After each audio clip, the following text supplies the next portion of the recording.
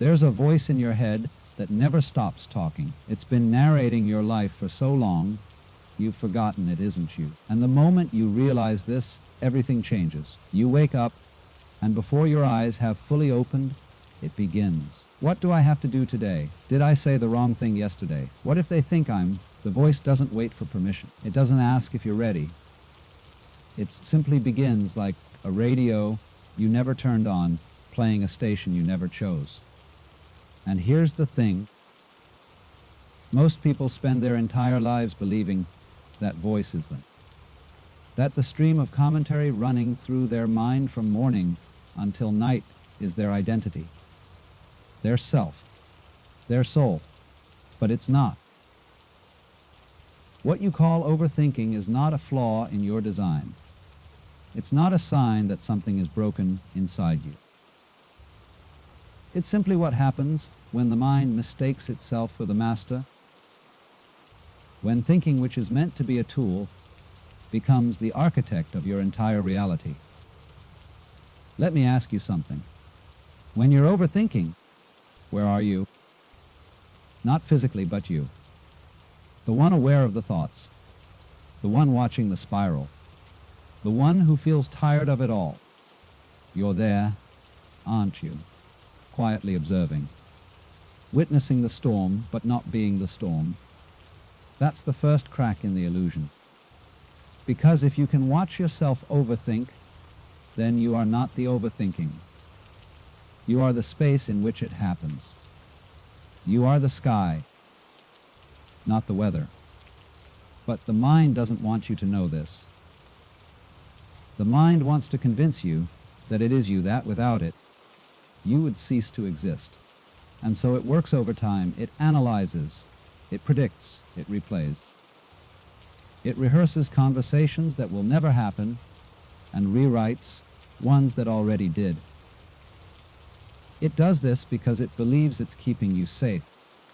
Somewhere deep in the architecture of your brain, there's an ancient mechanism designed to scan for danger, to anticipate threat, to prepare you for what might go wrong. Thousands of years ago, that mechanism kept your ancestors alive. It made them listen for footsteps in the dark. It made them remember which plants were poisonous, which paths led to predators. But now that same system is trying to protect you from a text message, from a meeting, from the possibility that someone, somewhere, might not like you. The machinery is still running, but the danger has changed. The tigers are gone, but the mind hasn't noticed.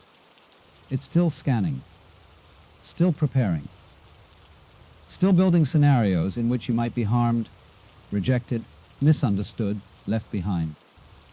And so you overthink, not because you're weak, not because you're broken, but because you're human.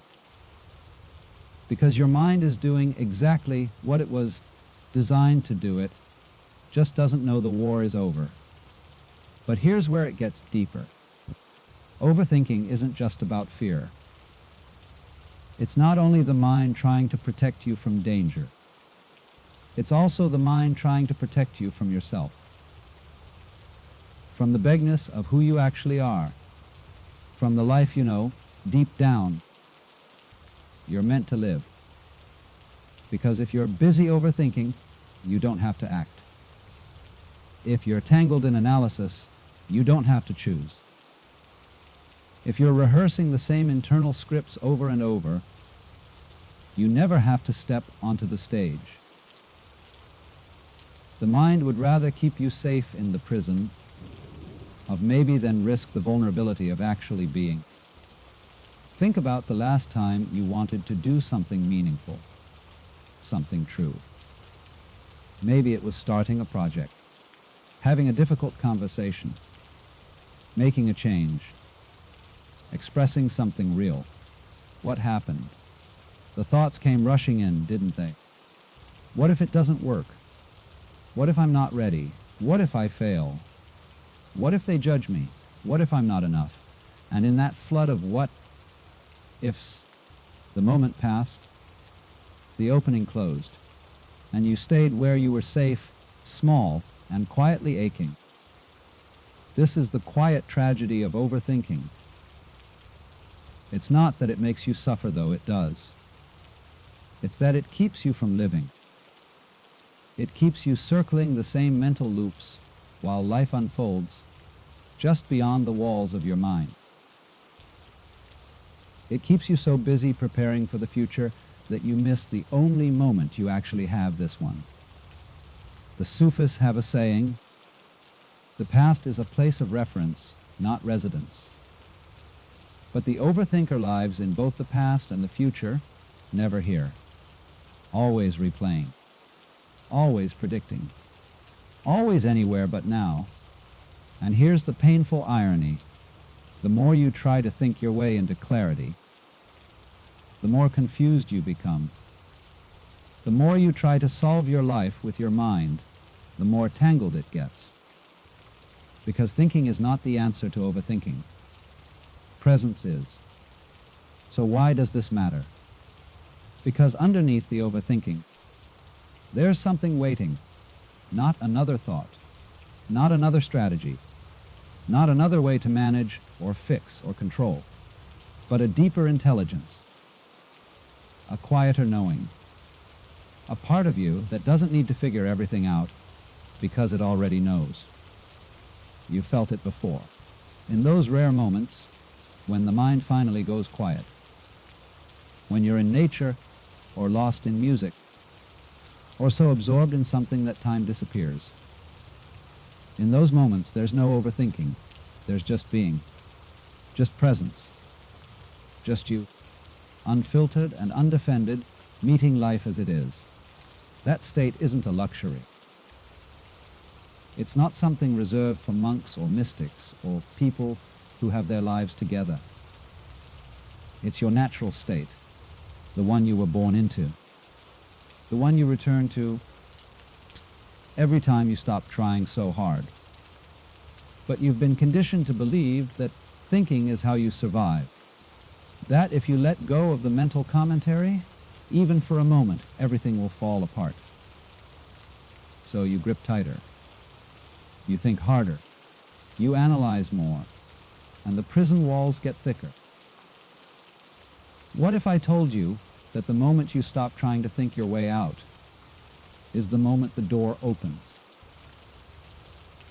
What if the freedom you're searching for isn't on the other side of clarity, but on the other side of letting go? This isn't about getting rid of thoughts. You're a human being, you're going to think. That's part of the design. But you don't have to be your thoughts. You don't have to let them run your life. You don't have to believe every story they tell. You can learn to watch them the way you watch clouds. Let them come. Let them go. Stay rooted in the sky. Because you are not the storm. You never were. Let's go deeper. Because overthinking isn't random. It's not just noise. It's a strategy. One you didn't consciously choose, but one you've been using for years, maybe your whole life. Somewhere along the way, you learned that if you think hard enough, you can control the outcome. If you prepare enough, you won't be caught off guard. If you analyze every angle, you won't make a mistake. And so you made a bargain with your mind. I'll stay vigilant. I'll stay ready. I'll think it all through. And in return, I'll be safe. But here's the problem. Life never agreed to that deal. Life is not a problem to be solved. It's not a puzzle where, if you just think hard enough, all the pieces fall into place. It's a river, and you're in it. You can't control the current. You can't overthink your way upstream. You can only learn to move with it, or exhaust yourself trying not to. The mind hates this, because the mind's job is control, prediction, certainty. It wants to know what's coming so it can prepare. It wants to eliminate risk, manage variables, ensure outcomes. But life doesn't work that way. Life is uncertain. Life is unscripted. Life is happening now, not in the version of the future you're trying to construct in your head. And every moment you spend overthinking is a moment you're refusing to trust that. Not trust that everything will go the way you want, but trust that you can meet whatever comes, that you're more resilient, more capable, more vast than your mind wants you to believe. The overthinker doesn't trust life, and deeper still, the overthinker doesn't trust themselves. Now let's talk about the one pulling the strings, the ego. Not ego in the way most people use the word like arrogance or pride, but ego in the way spiritual teachers describe it, the constructed sense of self, the identity you've built, the story you tell about who you are. And here's what most people don't realize. The ego needs overthinking to survive. Because the ego is not real. It's a pattern, a habit, a collection of thoughts, memories, and beliefs that have crystallized into a sense of me. And that me is fragile. It requires constant maintenance, constant defending, constant reinforcing. So the ego keeps you thinking. It keeps you worried about how you're perceived, whether you're enough, if you're doing it right. It keeps you replaying past mistakes and rehearsing future conversations, because in that activity, it feels real. The ego doesn't want you to be present, because in presence, there is no ego. There's just awareness, just being, just life, unfolding without a narrator. And that terrifies it, so it creates problems. It generates doubt. It makes you believe that if you just think a little more, you'll finally figure it all out. You'll finally feel secure. You'll finally be okay. But you won't. Because the security you're searching for can't be found in thought. It can only be found in the release of it. The Zen masters say, the finger pointing at the moon is not the moon. Thinking about your life is not the same as living it. Thinking about peace is not peace. Thinking about presence is not presence. And yet, the ego will spend years convincing you that thinking is the path. It's not. It's the detour. Here's the lie overthinking tells you. If I think this through completely, I'll finally feel calm. If I anticipate every outcome, I'll finally feel prepared. If I understand everything, I'll finally feel safe. But how many times have you thought something through completely and felt more anxious? How many times have you prepared for every possibility and still felt unprepared? How many times have you tried to understand your way into peace and ended up more confused than when you started? Overthinking promises clarity, but it delivers fog. It promises control, but it creates chaos. It promises relief, but it perpetuates suffering. Because the relief you're looking for isn't on the other side of more thinking. It's on the other side of stopping, not stopping forever, not numbing out or checking out or pretending your mind doesn't exist, but stopping long enough to notice, oh, I'm still here. Even without the thoughts, I'm still here. That's the realization that changes everything. Because once you see that you exist beyond the noise, that your awareness, your being, your essence remains untouched by the storm of thinking, you stop needing the storm. You stop clutching thought like a life raft. You stop believing that without it you'll drown. You realize, I am not in the river. I am the river, and I've been trying to hold on to water. So here's the quiet rebellion. What if you stop trying to fix yourself? What if overthinking isn't something to overcome, but something to see through. What if the point isn't to have a calm mind, but to stop identifying with the mind altogether? This is the shift that no one talks about, because everyone is selling you solutions, techniques, strategies, ways to manage your thoughts, control your mind, optimize your inner world. But what if the real freedom is in realizing you were never the thing that needed fixing? What if the problem isn't that you overthink, but that you believe you are the overthinking? This is the threshold. And once you cross it, everything changes. So let's get practical. Not in the way the world means practical, more tools, more techniques, more things to do. But practical in the truest sense, what actually works, what actually frees you. And the answer is simpler than your mind wants it to be. Stop. Not forever, not as a rule, but right now, in this moment, stop. Stop trying to figure it out. Stop trying to solve it. Stop trying to think your way into clarity. Just stop and feel what it's like to exist without the commentary. This is not meditation. This is not a practice you add to your do list. This is a return, a coming back, a remembering of what it feels like to simply be. You don't need a cushion.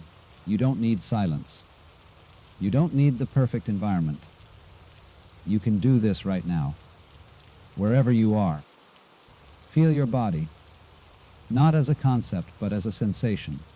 The weight of your form, the texture of your breath, the quiet hum of aliveness beneath the noise. That's presence. That's the ground beneath the storm. And the more you touch it, even for a moment, the less power overthinking has. Because overthinking only survives in abstraction. It only thrives when you're lost in mental narratives, disconnected from the felt sense of being here. But the moment you drop into your body, into this breath, into this moment, the spell breaks. Not permanently. The thoughts will come back. The mind will spin up again. But you'll know something it doesn't want you to know. You don't have to go with it. Here's the deeper practice. When the overthinking begins, and it will, don't fight it. Don't try to stop it. Don't shame yourself for it. Just watch. Become the observer, the awareness, the spaciousness that holds the thoughts without being consumed by them. The Sufis call this muraqabah, watchfulness. The practice of witnessing your inner world with compassionate detachment. Not detachment as coldness, but detachment as freedom. The freedom to see thoughts as thoughts, not truth. To see the mind's stories as stories, not reality. You've been taught that your thoughts define you, that the voice in your head is who you are. But what if it's just weather? Just patterns of energy moving through consciousness. You don't get mad at clouds for passing through the sky. You don't take them personally. You just watch them drift. What if you could do the same with thoughts? Oh, there's the worry thought. There's the what if thought. There's the I'm not enough thought. Not resisting. Not grasping. Just watching. Just noticing. This takes practice, because the mind is fast, and it's loud, and it's very convincing. It will pull you back into identification 1,000 times a day. But every time you notice, every time you catch yourself and come back to witnessing, you weaken the pattern. You loosen the grip, and over time, something miraculous happens. The thoughts don't stop, but they stop mattering so much. They don't hook you the way they used to. They don't pull you under. They rise, they pass, and you remain steady, present, free. Now, here's where it gets interesting, because as you practice witnessing, something deeper begins to emerge. You start to notice that the overthinking isn't just random. It has themes, patterns, recurring characters in the drama. For some people, it's fear of rejection. For others, it's fear of failure.